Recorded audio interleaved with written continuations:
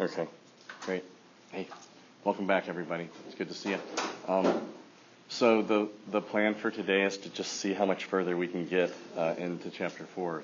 It's all right with me if it takes us into next week, since it's a long chapter and there's a lot to have to talk about. I'd rather go slow and have people get a chance to ask their questions.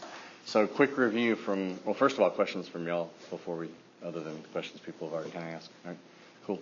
So quick review of last time, just to make sure we're all back on track. We started off thinking about the regress argument. So somebody want to quickly summarize, you don't have to give me the individual premises, but the basic idea behind the regress argument. What's it trying to show, and what's the structure of it? Because that's kind of the starting point for thinking about foundationalism.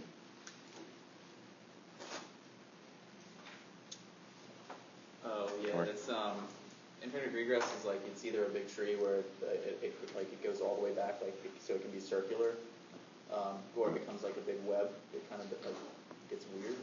Yeah, so we've got a couple different options, right? It looks like either there are going to be some basic beliefs, so somebody help us out with that. What would a basic belief be? What does it mean to say that it's basic? Yeah, non-inferential, which means these are all kind of synonyms, right? More like a priori noun. Not necessarily. Well, I want to get to that too. So here's one way of thinking about it, right? I mean, a basic belief would be one that is justified for a person, but it's not justified on the basis of any other beliefs that the person has, right? And so the regress argument is ultimately designed to try to get you convinced that something like the foundationalist picture is true. The idea being that, look, either there are going to be some basic beliefs, some beliefs that are justified but not on the basis of any others, or you've got these other options, right? Either the evidential chain, right, the chain of beliefs is going to go back forever. So for any belief you've got that you think is justified and somebody says, what's the justification? You cite the justification and they say, okay, great, what's the justification for that one? You give them another justification and they keep asking that question forever, right? So one possibility would be that the chain of reasons just goes back infinitely and never ends. That's an infinite regress.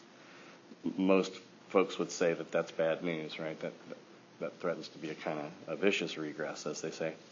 Another possibility would be that the chain goes back and then ultimately perhaps it gets really big, but kind of circles back around, kind of loops back around, and that's that sort of coherentist picture that hopefully we get to talk about today, right? Another possibility would be that it goes back and ends in some stuff that's not justified at all, right? That seems like you can't get justification started or get off the ground. So I'll put the argument back up here just to kind of refresh our memories. It's worth doing this. So here's the argument, right?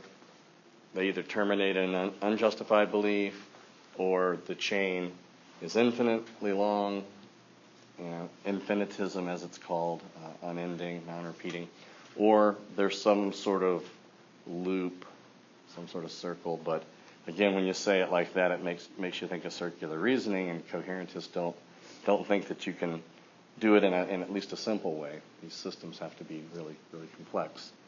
So that the kind of the web metaphor is what comes to mind there, right? And so then the idea is to simply argue that, well, can't terminate an unjustified beliefs because you can't get justification off the ground, and it couldn't be infinite because it's infinite. That's bad news. Although it's worth thinking about whether that's really true or not, since at least a couple people have defended infinitism recently. Or this thing circles back or has this kind of web-like structure where, in effect, a belief does in some way contribute to its own justification, but only as part of some much larger, complex system of belief, right? So the foundationalist, in putting forward this argument, is hoping to show that, well, look, I mean, none of those other options are viable. And if that's right, then by elimination, it's got to be that there are some justified basic beliefs. So these would be, again, beliefs that are non-inferential, right? And we can talk about in just a second what we say after that. But they'd be beliefs that are justified but not on the basis of any other beliefs. And this is the kind of generic foundationalist picture of how the structure of our justification or knowledge, as sometimes people say, works. So, given that idea, what then are the candidates for basic beliefs?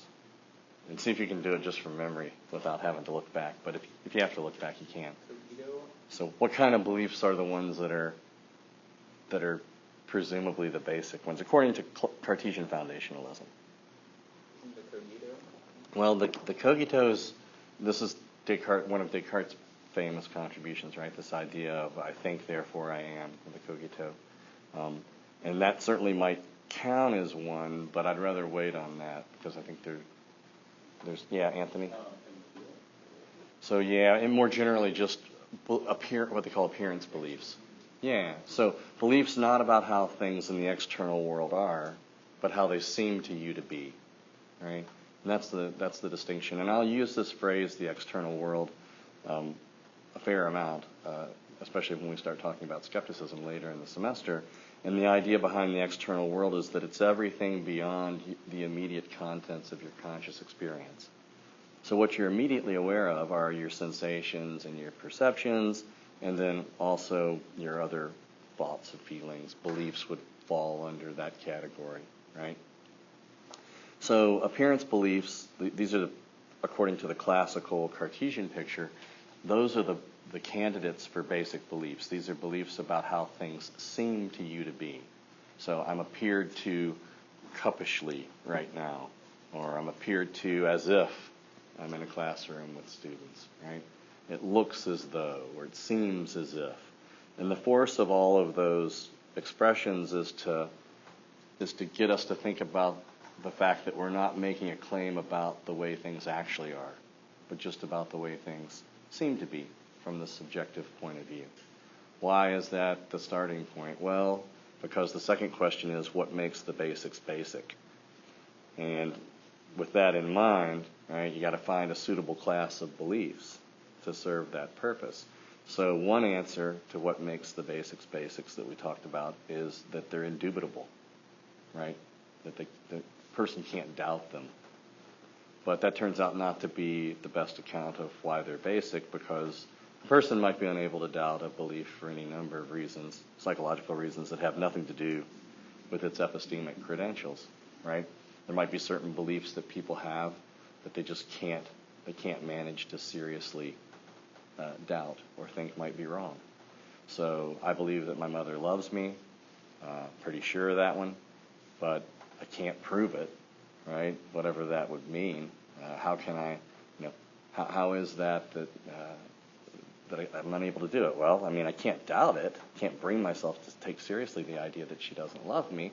But I know from an epistemic point of view, if I were a character in a movie like The Truman Show, and your mom or your best friend or husband or wife are just a paid actor or actress, right? People seen The Truman Show, great Jim Carrey film, kind of makes this point.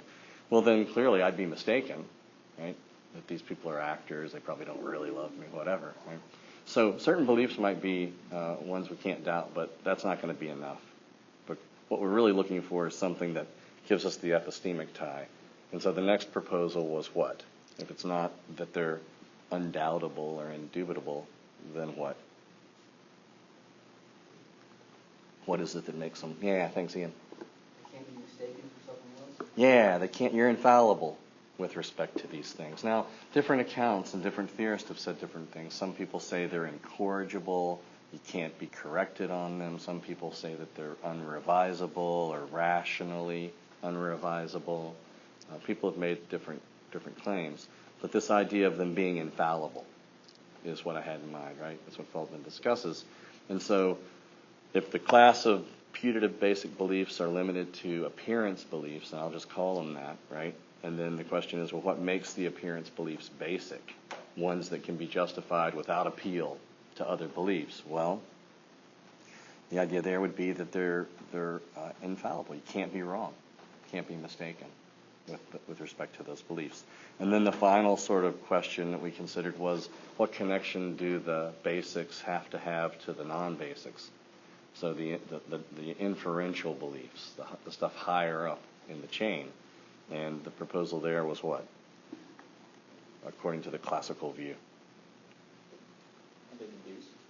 Yeah, they have to be deducible, right, from these basics. So suppose that in addition to the appearance beliefs, we go ahead and throw in the laws of logic and mathematics. We can put that in there. It's not probably going to help a lot with the real problem here at the end of the day.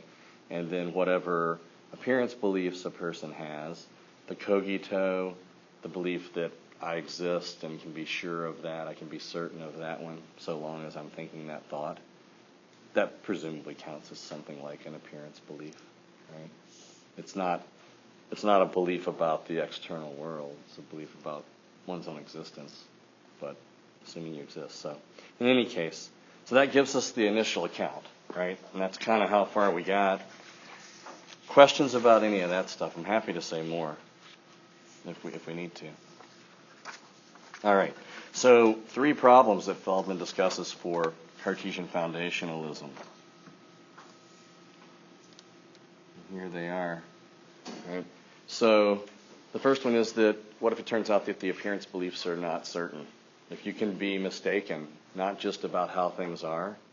And let's just restrict our conversation to thinking about the immediate environment, the external world, those kind of claims rather than higher order or more complicated sort of stuff. So if it turns out that, clearly we could be mistaken about the cup on the table and the chair in the back of the room. I mean, suppose you're hallucinating it. Suppose it's a hologram.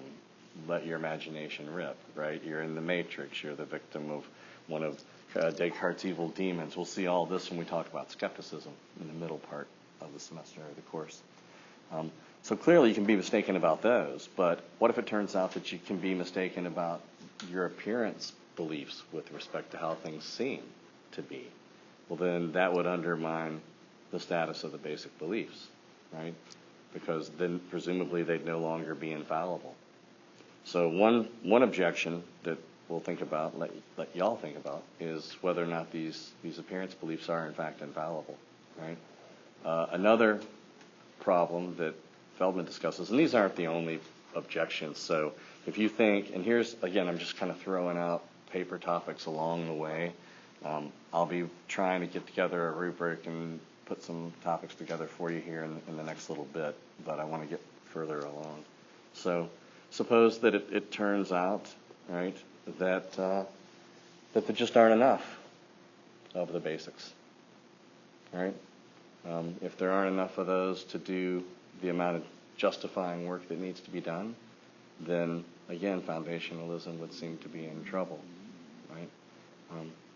And then finally, what if we can't do it all deductively, right? So those are three objections that I want to think about for a little bit and give you all a chance to think about with me.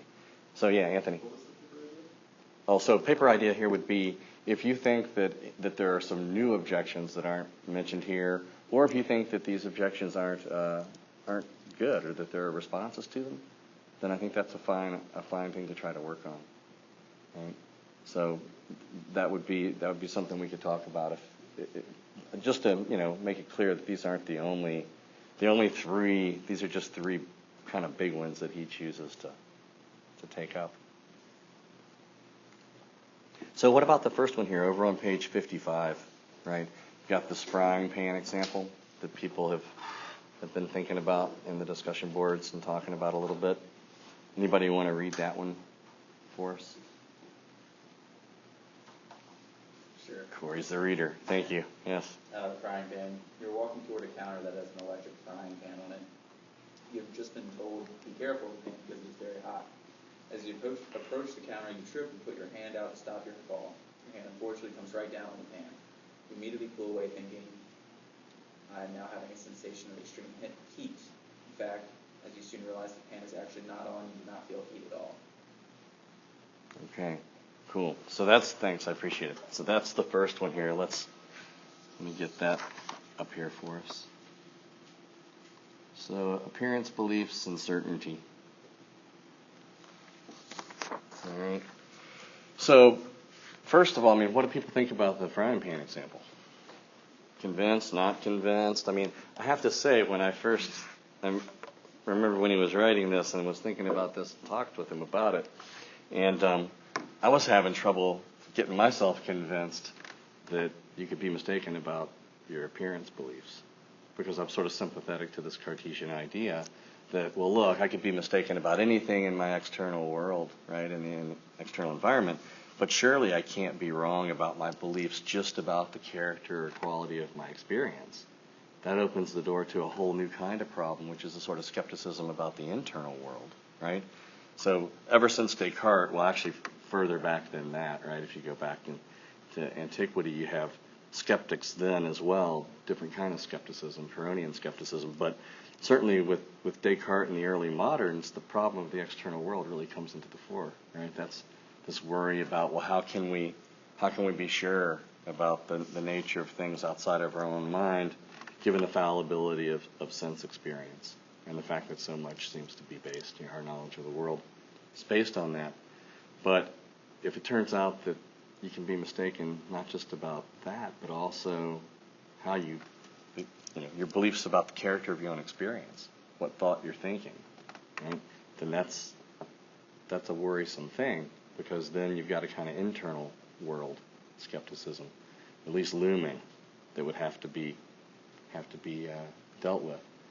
So what do people think about the frying pan? Yeah, Anthony.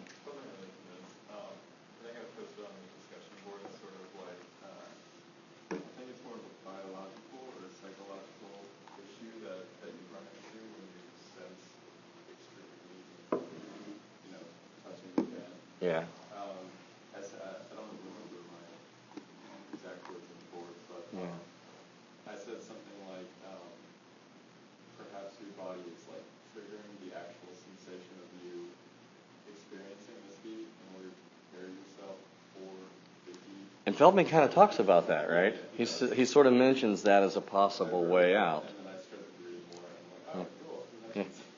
Yeah. I'm not sure. I mean, I don't know that he's convinced by that. I mean, he does say some stuff about it, right? This is over on 56, where he says, still, to defend Cartesian foundationalism, one must argue that expectations must always affect both sensation and belief, or neither. It's hard to see why this is true. Furthermore, Cartesian foundationalist who uses this reply would have a very puzzling account of what goes on in the example. There comes a moment of realization in the example, the point at which you realize that the pain's not hot. But if you're really having a sensation of heat when you think you are, what exactly is it that makes your sensation and your belief change? Why do you decide you were wrong? So if you want to pursue that and think some about this, again, these are all possible. That one little thing wouldn't be a whole paper, but it's embedded within a much larger sort of set of questions about the nature of appearances and sensations, and then beliefs about those things, and then beliefs that we get about the external world based on the sensible qualities of things, right? So people don't seem as compelled by this idea, and I got to say I wasn't either initially, but then in talking with him more and thinking about it, here's one way to think about it. Imagine that you've got, I'll just use a little hierarchy here. We've got the appearance itself, right? In this case, the appearance is a sensation, right? A putative sensation of a certain sort. And then you've got the appearance belief, which again is at a different level, right? So this is a belief about this state. But given that these are different states, at least seems like it'd be logically possible, right, metaphysically possible for them to come apart. It's hard to see why there's a guarantee that any time you've got this, right, you're going to have that, and vice versa. It looks like you could. So even if the frying pan example doesn't completely sell you, I think just the sort of trying to get the picture right that these are different things makes it maybe a little bit easier to think about. So here on the projected material, right, here's our statement. I'm now having a sensation of extreme heat. Another way of saying this, to put it adverbially, would be I'm experiencing hotly, right? It doesn't sound good. It's not grammatically cool, but you get the idea. And so we have to distinguish these two different senses of sensation, or two different concepts. So one idea is that S is having a sensation of F, right? What that means is that the person's appeared to F-ly. I'll use the adverbial stuff here. And there's some object in the external world, let's say X, such that X is F, it has that property, and X is causally responsible for the person's experience. So with the frying pan example, if S1 is the right way of thinking about sensation, of what it means to be having a sensation of heat, then you're feeling that you're having the experience or sensation as such, but also there's something out there that has that property of being hot, and it's what's causally responsible, presume the frying pan, right?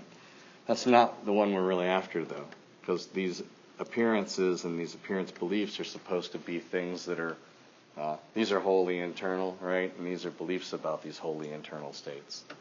So it looks like S2 is what we really need. So to say that a person's having a sensation there of F is to say they're appeared to F-ly.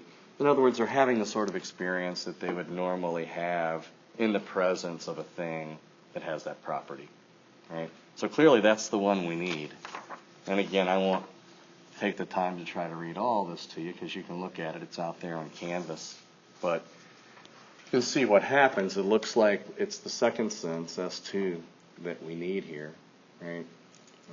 If it's the first one, S1, then it's not an appearance belief at all, because it entails the existence of something in the external world that's doing the causal work. If it's S2, on the other hand, it is an appearance belief, but then the objection's supposed to be that, well, look, I mean, there's no guarantee here. And so this is a principle. Feldman doesn't articulate this one, but the idea, it seems to be that if the foundationalist, and here I'll just say foundationalist, I mean Cartesian or classical foundationalist, if they're right about this, then it looks like something like this principle has to be true, principle 1 here. Necessarily, if S believes that she's appeared to F-ly, then she is in fact appeared to F-ly. So there'd be no way for you to have the appearance, right, without, or have the belief rather, without having the corresponding appearance. Yeah. So, I mean, maybe I just misheard that, but basically, you would say you were a foundationalist. You would say, like, there is no causation.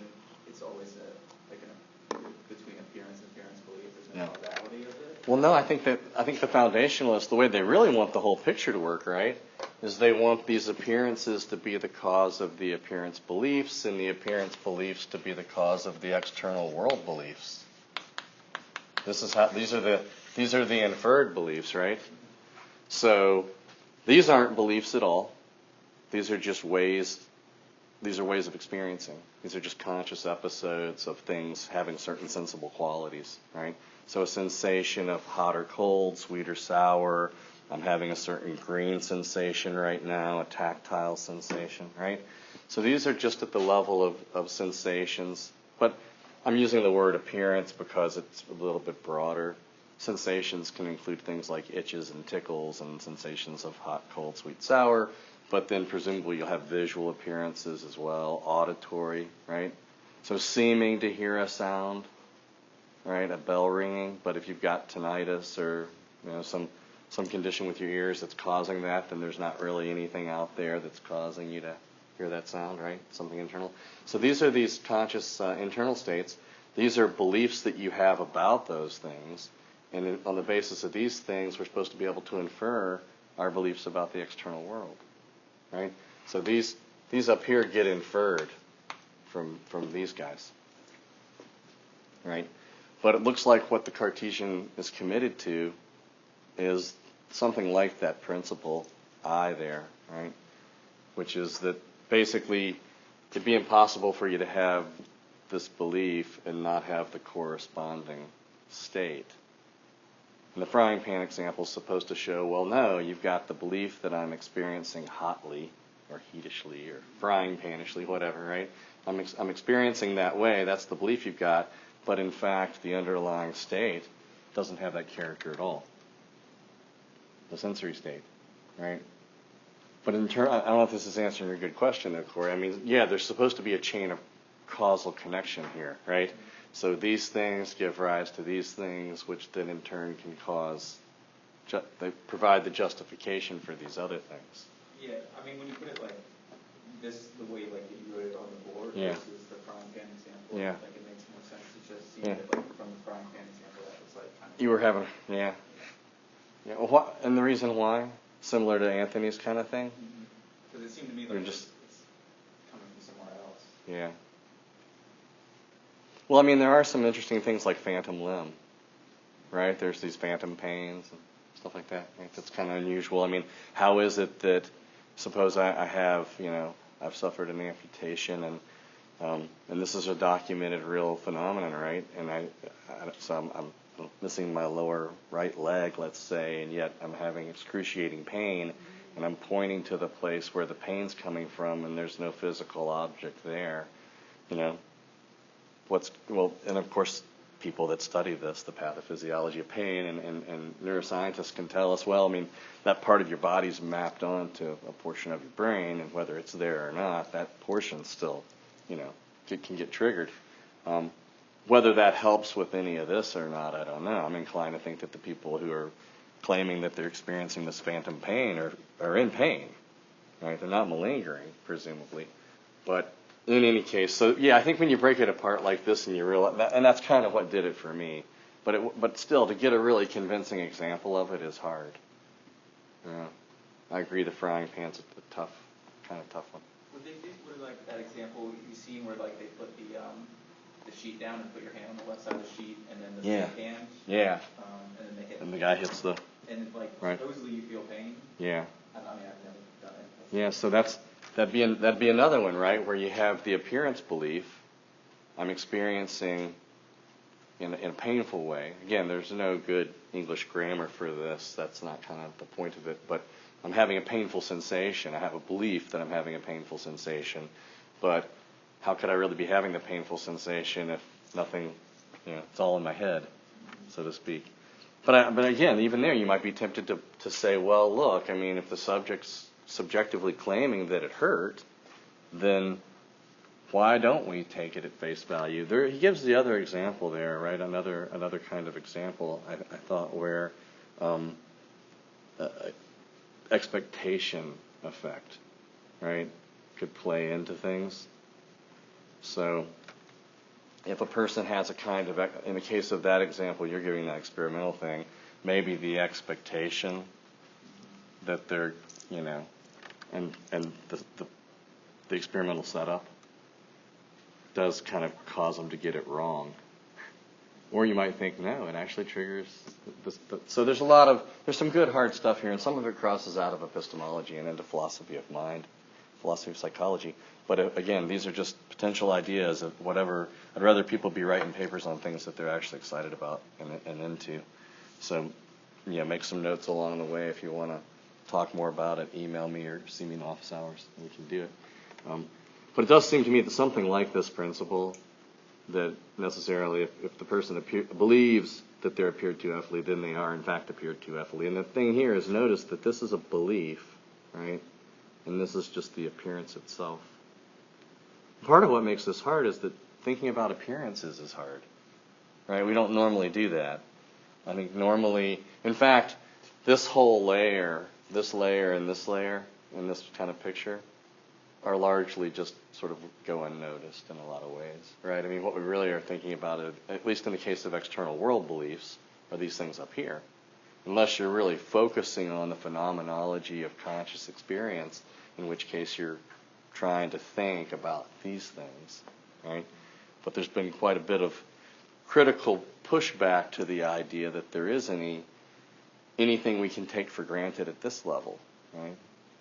There's a lot of papers written by people like Robert Chisholm and Wilfrid Sellers on the myth of the given, the idea that there's something that's just given in experience that doesn't require any kind of interpretation or whatever. That's another topic, potentially.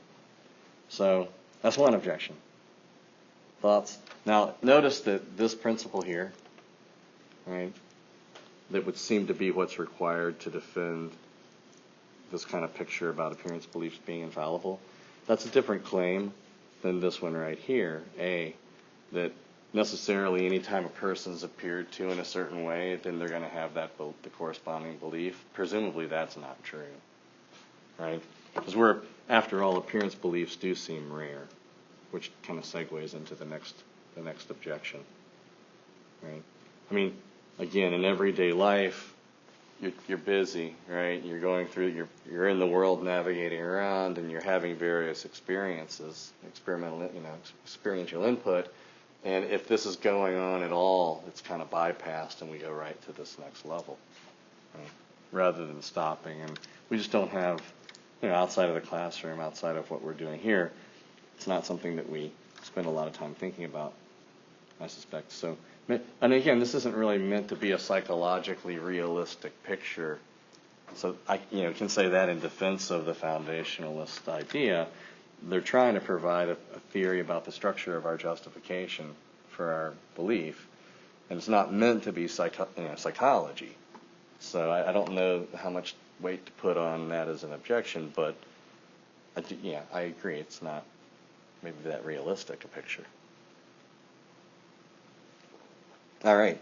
So additional thoughts on this objection? It doesn't seem like it convinced everybody, but hopefully having this picture, even if it's not as good as an example, you can kind of see, well, look, I mean, if these are different things, the only way the Cartesian claim is going to be right is if something like this principle up here is true.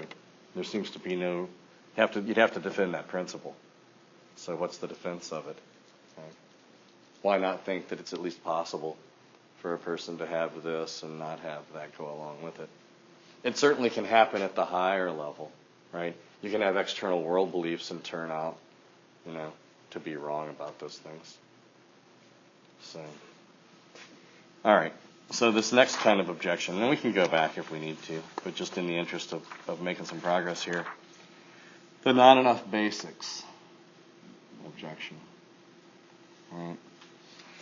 So the idea being that, well, look, I mean, in order for the Cartesian picture to be plausible, there'd have to be an awful lot of basic beliefs. This starts over on 57, right? Beliefs about interstates are uncommon, they're rare. So here's a kind of version of the argument.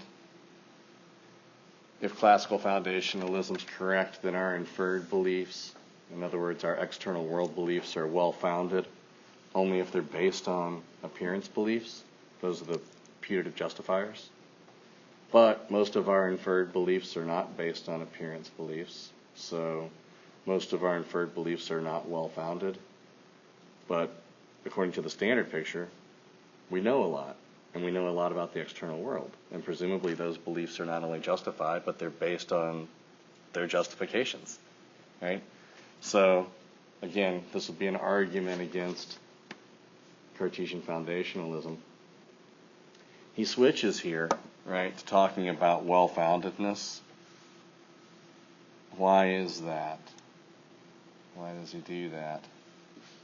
Well, because the objection is that if classical foundationalism is true, then there have to be an awful lot of basic beliefs to do the justifying work, right? And not only that, but for our beliefs to actually be based on their justification, they've got to be there. They have to exist, right? So they have a kind of ontological reality to them. I mean, it wouldn't do much good to say, well, you're justified in believing all this stuff, but that's what you ought to believe, but whenever you actually form those beliefs, it's never really based on their theoretical justifications. It's based on some heuristics or shortcuts or something that we make use of in forming belief. No, I mean, these things really need to be there to provide the justification at the higher level. Right? So, what do people think about this objection? Again, I've just tried to formulate, it's similar to Feldman's version. The argument's valid. So, if you're going to reject the conclusion, you got to reject at least one premise that leads to it, right? And I think that it is, there's some force here, right? I mean, if nothing else, it does seem like this level is, beliefs at this level aren't the sorts of things that quote unquote normal people in everyday life, We're in the philosophy classroom, so not normal people in everyday life here, but for the time being, right? So what do people think? I wanted to say that I think too it's misled, I guess. It's not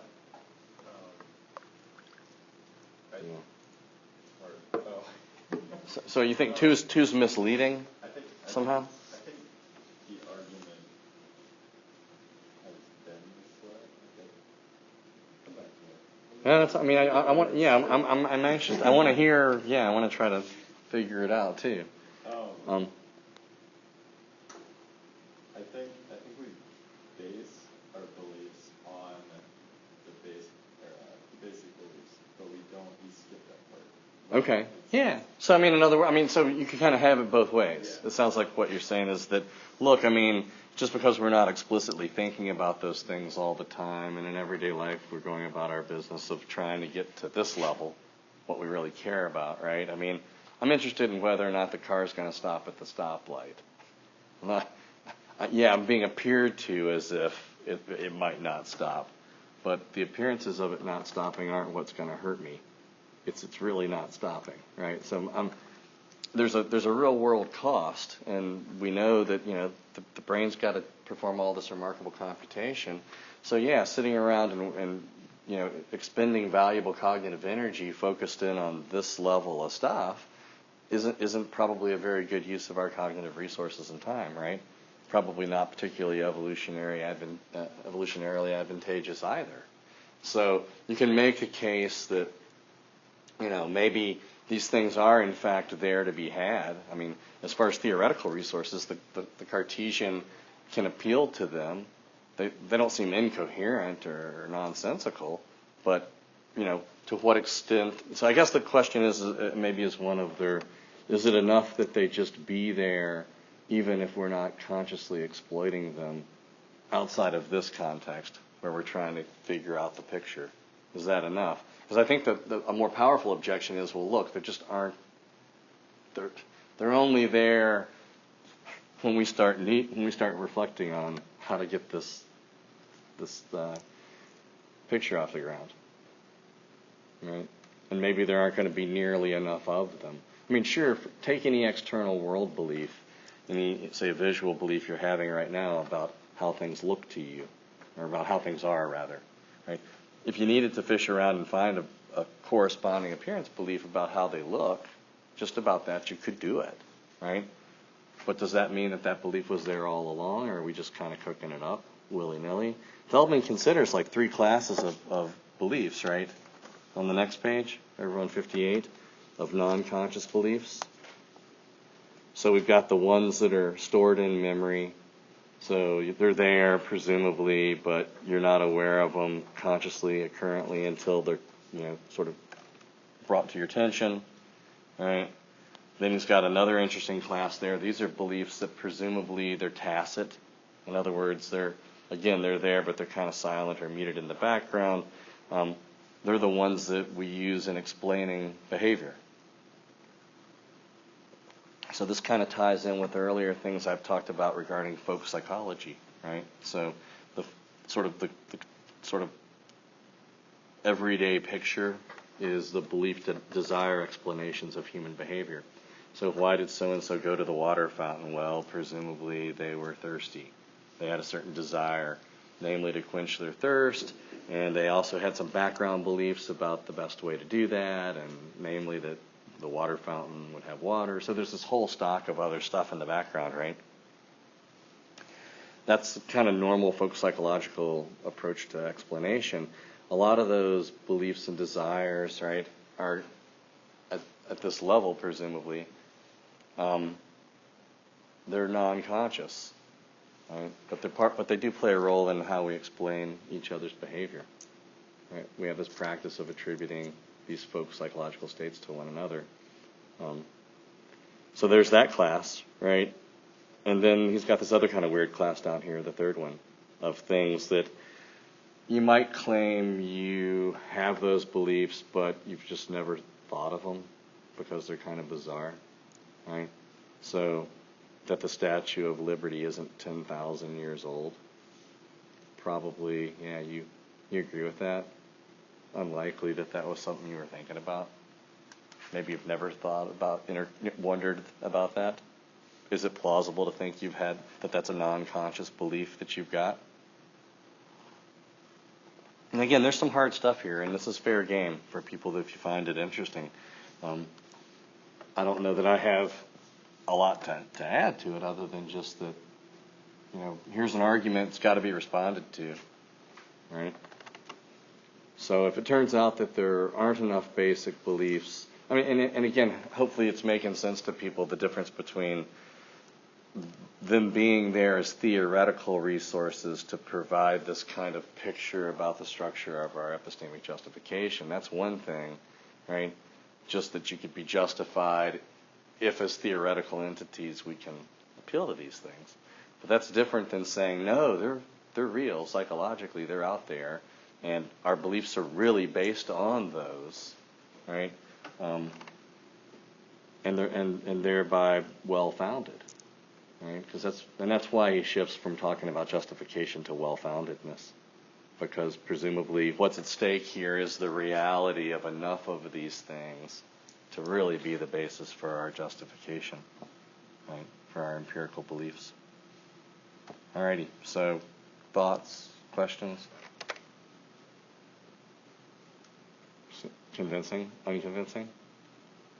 People don't seem super swayed. You like the first one better? No, better than the first one. Okay, all right. So then this last one here. Hopefully we can get some consensus on this one. Right? So this idea that deduction is too limiting. So a version of the argument here, call this the limits of deduction argument, right?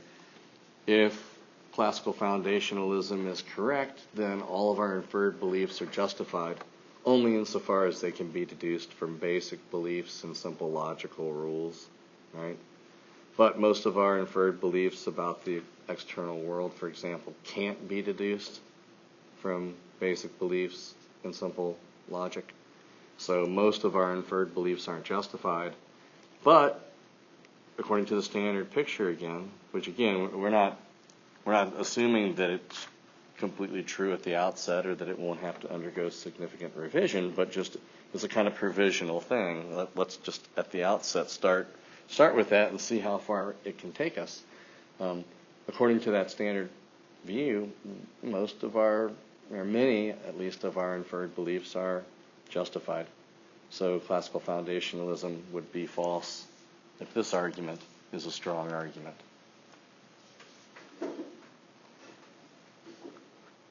So it seems like the question's really about two here, and I have to say, I find this argument pretty compelling, right? I'm having a certain visual experience as if a cup on the table and before me right now, and I believe that there is a cup on the table, but I can't deduce that from my current sensory experience and modus ponens or whatever. Right? I'm not going to be able to do it.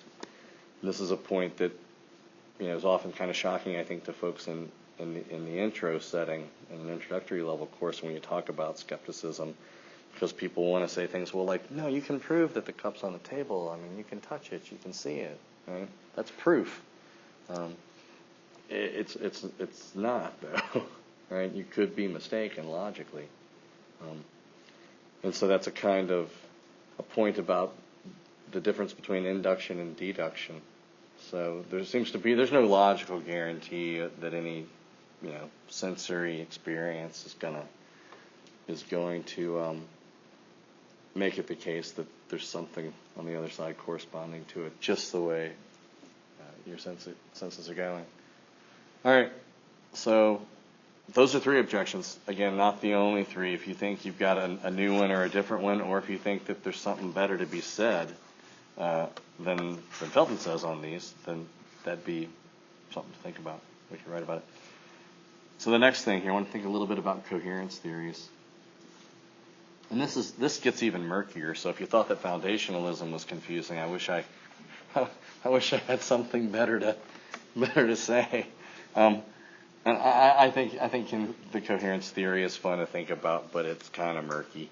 To me, the foundationalist picture, I'm not sure based on people's reactions here, it seemed like maybe that was getting folks confused too, but to me, foundationalism seems really kind of intuitive. I mean, granted, these appearance beliefs are sort of weird to think about because we don't normally, consider them much, but the idea of how am I going to get justified in my beliefs about the immediate environment? Well, I'm having certain sensory experiences, and based on those sensory experiences, I form beliefs about how things look, and then based on beliefs about how things look, I infer beliefs about how things are.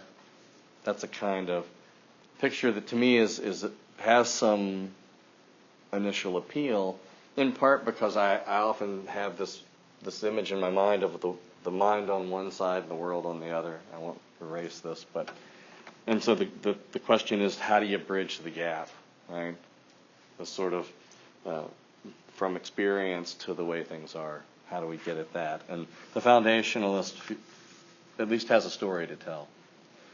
Coherence theory is a little bit different. So the basic idea here is reject foundationalism, right? And so there aren't any basic beliefs according to the coherence theorist. Every belief is justified, at least in part, on its relationship to other beliefs. And this has become this is a relative newcomer in epistemology. There are a number of different people that have defended it. So a kind of a 20th century arrival, I'd say.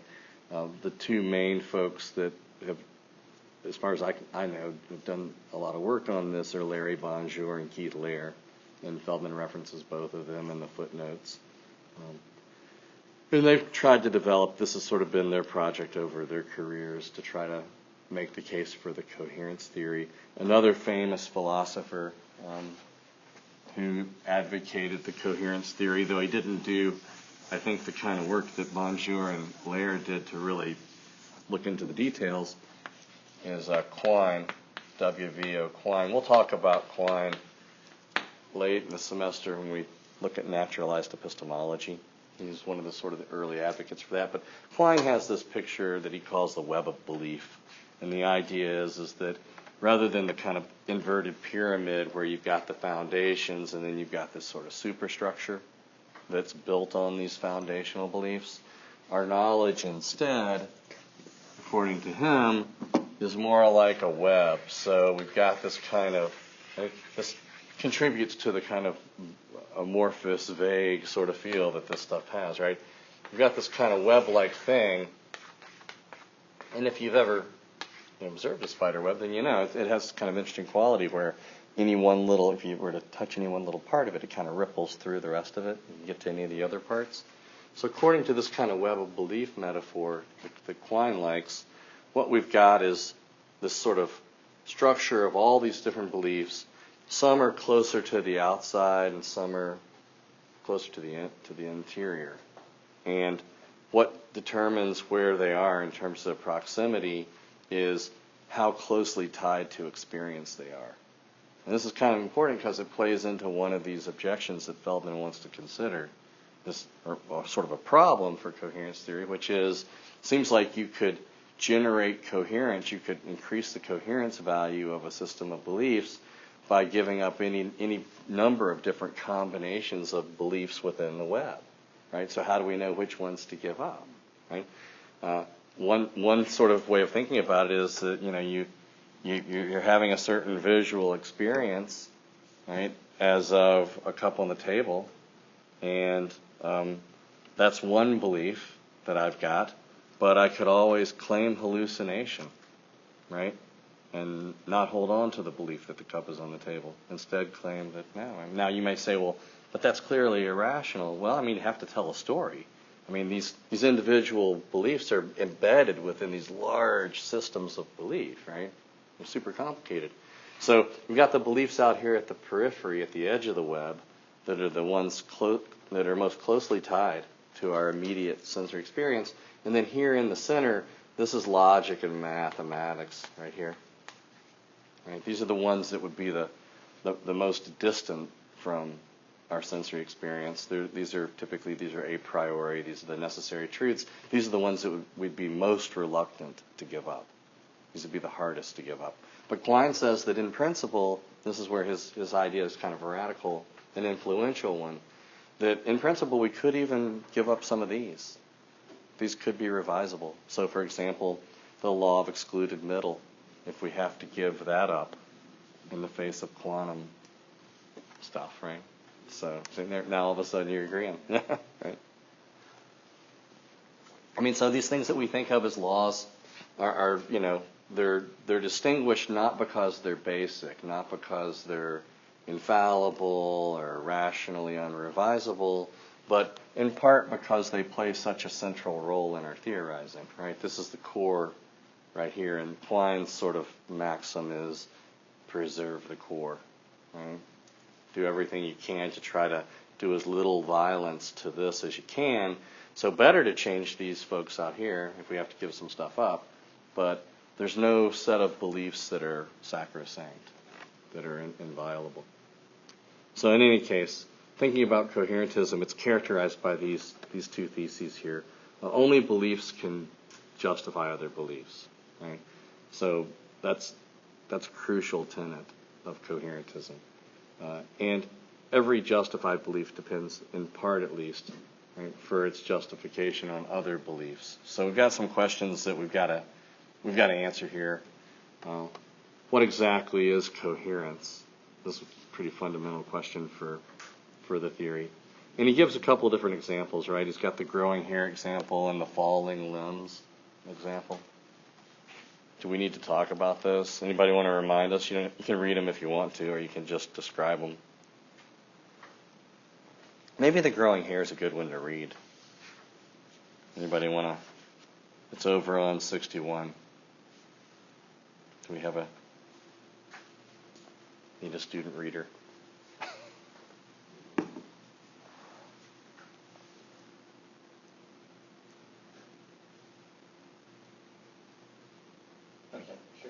Thanks for it. Yeah. You're getting your participation points. Yeah. There are participation points in it. Harry has a generally hard-headed attitude concerning the effectiveness of medications. He always wants to see the evidence before he believes they will work. He rejects outlandish claims based on individual testimonials. He is sensibly dubious about the alleged miracle cures touted in advertisements. But Harry is starting to lose his hair, and he's quite upset about this. One day he hears somebody say that Miracle Grow cures baldness, and he believes it. Yeah, it should strike you that Harry's belief that Miracle Grow cures baldness is not justified. Yeah, thanks. So, I mean, basically, he's got this kind of general principle, right, about the kinds of credentials that putative cures would have to have in order to be believable, but then he sort of, as a result of wishful thinking or whatever, right, in a moment he has a kind of lapse and forms this belief that Miracle Grow cures baldness, even though he's got this other conflicting belief. So this is a case of kind of negative coherence, right? And then the falling limbs example is the one where there's been an ice storm, and you've got two cars parked outside, you've got an old junker, and then you've got your nice new one, and you hear the crashing, something's hit the car, and you jump to the conclusion that, well, it's hit the old junker. Again, both of these seem to involve a certain element of wishful thinking or, sort of hasty generalization or whatever. So, and they're designed to sort of demonstrate two different kinds of coherence, right? So negative coherence would be where you've got a belief that's actually in conflict with the other beliefs that you've got in your system. And the positive coherence, right, is one where it'd be supported. Now, in the case of this, you can lack positive coherence, right, without thereby having negative coherence. This is the difference between suspending judgment and disbelieving, right? So in the case of the falling limbs, it seems like what the person ought to do there is not believe either way which car it hit, right? Since they have no evidence one way or the other, they just know a car has probably been hit by some tree limbs. That's different than the growing hair example. So here's a kind of an initial formulation of the coherentist idea, right? S is justified in believing P if and only if P coheres with S's system of beliefs. So down the rabbit hole we go, and we've got more questions that we have to answer. What counts as S's system of beliefs, and what is it for a belief to cohere with a system?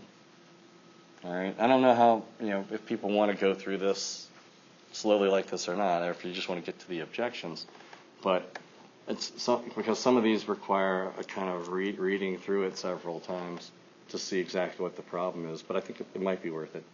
So suppose that in answer to that first question, what counts as a system of beliefs, suppose it's everything that the person believes, right? And what is it for a belief to cohere with a person's system? Well, it logically follows from everything that the person believes. Well, it looks like you get this kind of objection. And I don't know whether people saw this right off in reading it or not, or if you remember it, but the idea here is, well, look, this is bad news, because then every belief could in theory be justified for a person, anything they believe.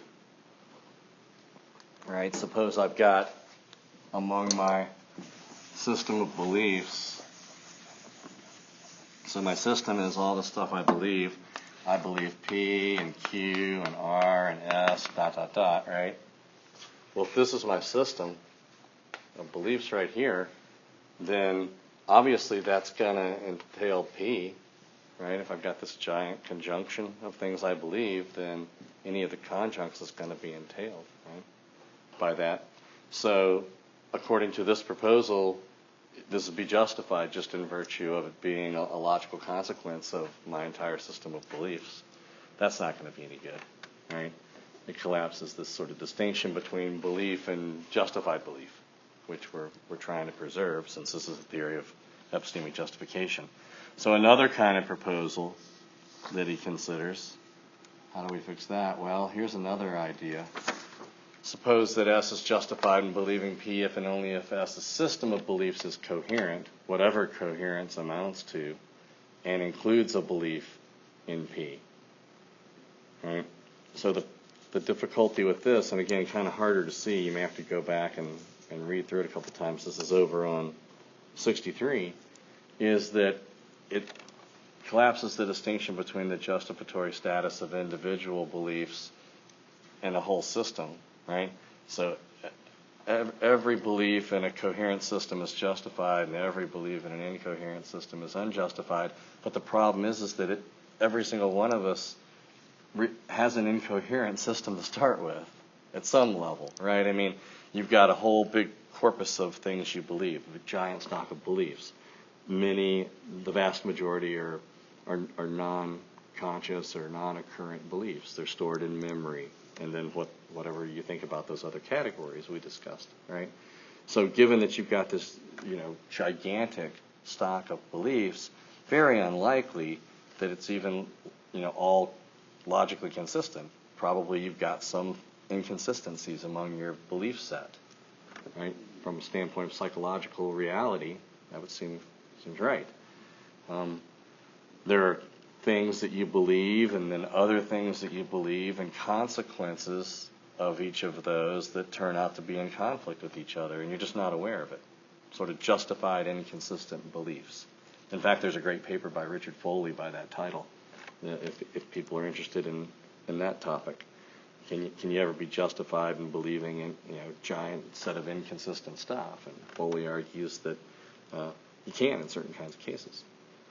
So, in any case, this isn't going to be good, because presumably you've got this giant system of beliefs right now. However you want to try to, demarcate it or parcel it off, the ones that you're currently thinking about, and the ones that are stored, and so on, right? And some of them are going to be justified, and some of them aren't. And some are going to be better justified than others, right? Justified to varying degrees. So we need a sort of a more fine-grained way of thinking about what coherence is. The final proposal that he ends up with, CT3, right? And this is building on this idea that Keith Lair kind of made, not popular, but certainly developed this idea of coherence value. So what are some things that make for coherence? I mean, after all, coherence would seem to be a really good thing, better than incoherence. We know we don't want that, right? So, having a coherent system of belief is a good thing. What are the features that make for that? Well, logical consistency would be nice to have, right, when you can get it. Explanatory value is one of the big ones that people talk about. So the idea is that among the beliefs you've got, some are explained and some are explainers. Right? You've got some beliefs that explain others, the explainers and the explainees, right? So this leads to this idea of coherence value. We could talk about, take all those properties that make for coherence and call it coherence value, and then we can talk about whether or not a system of beliefs, the coherence value of a system of beliefs would be greater or less if the putative belief were added. So you've already got some big system here, right, of beliefs, and you're considering some other belief, Z, whatever, right? You're wondering whether or not Z is justified for you to believe right now. You don't believe it yet. This set of beliefs up here, it has some coherence value already, right? We'd have to figure out how to index that and generate it, but just suppose it's got a current value associated with it based on the explanatoriness of the system, right? Well, if adding Z to this would increase the coherence value, then Z is justified for you to believe. If it would decrease it, then the idea is that it's not justified. It's not a good one. So we're trying to increase the overall explanatoriness of our belief system, which has got some appeal. It seems like a pretty interesting idea. It's promising, right? Especially for people that are explanationists, who that's what they sometimes call themselves, folks that want to embrace this. Bill Lycan at Chapel Hill is an epistemologist who, influenced by Quine, who embraces this kind of idea of explanatory coherence, refers to himself as an explanationist. All right, so some problems for CT3. There are a handful that are kind of worrisome before we even look at these objections. The first one here is that adding or dropping intuitively justified or unjustified beliefs might decrease coherence value in some cases. How does that work? Well, here's the thing, right? These beliefs have interconnections to one another, right? These aren't just a bunch of things on unrelated topics in a lot of cases. So the miracle cure belief, right? That might also, just to stick with that example, probably the person, Harry, right? He has other beliefs associated with cures for baldness and with Miracle Grow or whatever it is, right? And so just dropping one or adding one, even if intuitively it's justified or not justified, might have bad news for the overall coherence value of the system. Because, again, these interconnections between the beliefs, suppose you just, you took one, you added one to it, or you took one away, but you didn't fiddle around with the other ones in there that bear content type connections, right? They're connected here. Well, that could be bad news for the overall coherence value. And it doesn't tell us, which ones are the ones. That's the other problem, right? Sorting it out. Which ones are the ones? There's that old saying, one man's modus ponens is another man's modus tollens. People may or may not be familiar with that, but the idea being that, look, if you have an argument like this, if P then Q, P arrow Q, right? So here, this is modus ponens. If P is true, then Q is true, P, so Q, right? But somebody who doesn't like this argument, they can always turn it on their head, right? They can say, oh, no, I accept the conditional, but it actually is like this. It's not the case that Q, so it's not the case that P, right? So what do you both sides to this thing accept this conditional. They just disagree over whether or not they're going to affirm the antecedent or deny the consequent. And that's a standoff, right? And this happens all the time in philosophy. So there's a similar kind of thing that's a bit of a worry here. It'd be nice to think that there was some way to adjudicate these sort of disputes between which ones to keep and which ones to get rid of. And I think that's what Quine was kind of getting at in his web of belief paper and metaphor, right? Is that, well, if the coherence theory is plausible at all, and our beliefs, our knowledge really is like a web in its structure, then the idea of trying to do as little overall violence to the web as possible, right? If you're going to be mess around with it at the edges, where it's not going to have these, huge effects throughout the rest of the system. Having to give up some really basic things like logic and mathematics, having to revise our laws of nature. This changes things a lot. So maybe that's part of what Quine was worried about here, is trying to give us some practical advice for responding to this kind of worry. So Feldman considers two different objections to, well, let me stop first and see if people have questions about that much of the coherence theory. It's admittedly murky. And I think sometimes they play on that, seem to enjoy it. I Yeah. accepted it. So you like? Based on C3. Okay. And that example that you just gave. Yeah. With adding Z. That's Yeah. what I kind of thought of something like that in my head. Yeah. Well, you're adding to,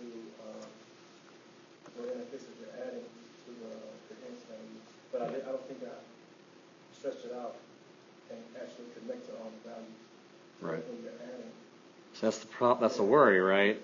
Yeah, because it's easy when these examples are kind of, they're not oversimplified, but just you kind of have to keep it sort of small because it becomes overwhelming really fast, right? I don't spend a lot of time sitting around, for example, thinking about my Abraham Lincoln beliefs, but I've got some, and I would have to really search myself to give, a lot of them. I don't have that many, but certainly, there might be distant connections that would entail things being revised and being changed, right?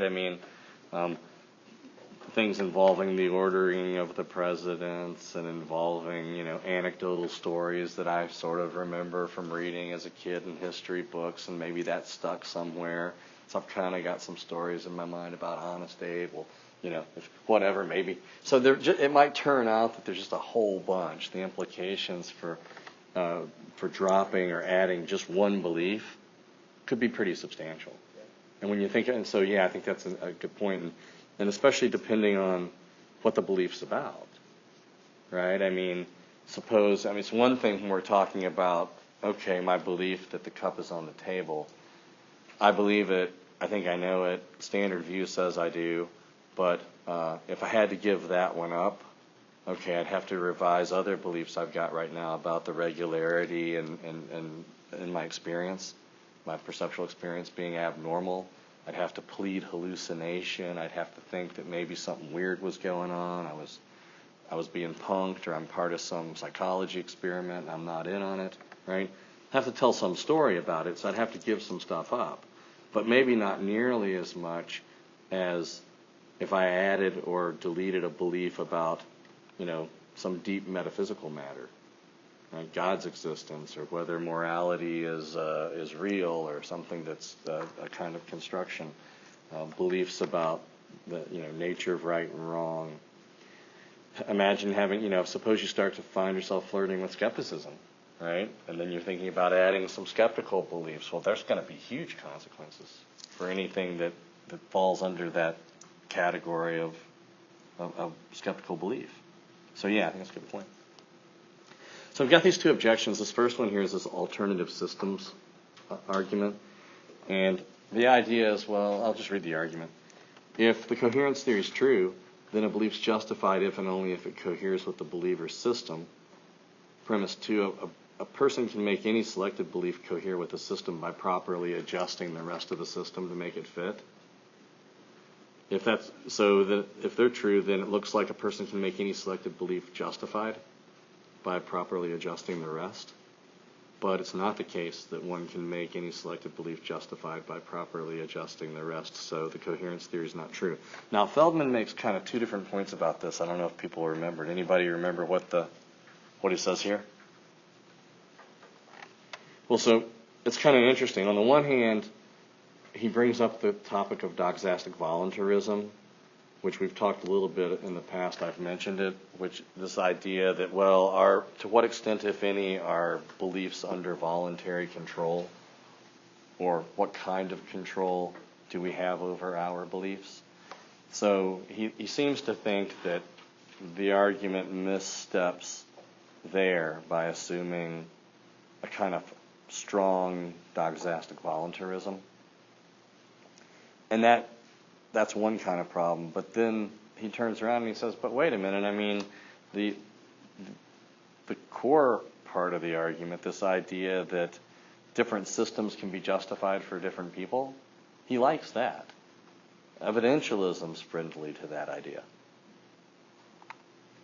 He doesn't like so I think he kind of has two different things going on there, right? I mean, if the argument presupposes a strong form of doxastic voluntarism, then maybe that's an objection and a reason to reformulate the argument, try to do it another way. But setting that point aside, since that's a matter of considerable debate, just this idea of there being alternate systems of belief that are incompatible with each other, but each justified by its holder, right? So you take the person in antiquity and the person in the Middle Ages and then a person nowadays, right? They've all got completely different belief systems, let's suppose, incompatible with each other, we can imagine, in various ways. And yet, evidentialism at least makes it possible for us to say, yeah, and each of those believers is justified in her beliefs, right? I mean, that doesn't have to turn out that way, right? Irrationality is pretty widespread. It's been around for as long as people have, I'm sure. But it's just that it's not automatically a mark against a theory that it would allow for the possibility of alternative systems of belief being justified. Because if the mark of justification is conforming to one's total evidence, and people have different total evidence, different experiences, different beliefs, then that's going to be the case. It's going to happen, right? That sort of leads to this whole other question, which has gotten really hot over the past maybe 12, 15 years on disagreement. What should we think about people who disagree with us? It's a really hot topic, so if people are interested in writing on that, let me know. I can send you some references. I've thought about a lot of different things and formed some beliefs, and I've got colleagues in the philosophy department that are just as smarter, right? Many of them smarter, and they've thought about a lot of the same stuff, and they've formed beliefs, and we get together and we start talking, and we realize we disagree. What should I think in light of their disagreement? Does that mean now that I need to reconsider my views? Should I suspend judgment when I suddenly realize that other really, thoughtful people who have spent a lot of time with this have come to a different conclusion? So there's something interesting to think about there. So that's this first argument. I'll save the isolation objection for next time, and then we'll do moderate foundationalism. And we can knock all of that out and then hopefully get going into Chapter 5. I'll post an announcement letting you know about the next discussion board when it's out there and the due dates for that, as well as getting the videos uploaded. Thanks, folks. Appreciate it.